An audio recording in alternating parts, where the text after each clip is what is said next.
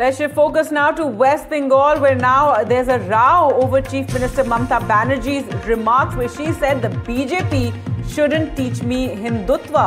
Mamata Banerjee went on to say, we have built and developed so many temples. What has the BJP done for Hindus? Mamata Banerjee today, remember, was at a rally in Malda, and today she's hitting out over at the BJP over and making these remarks, saying the BJP shouldn't teach me Hindutva.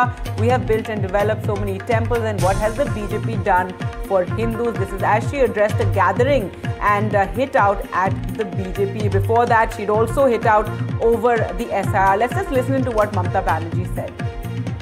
গালাগালি দিলে তুমি আমাকে হিন্দুত্ব শেখাবে না, আমি বলে দিলাম, তার কারণ আমিও হিন্দুত্ব জানি।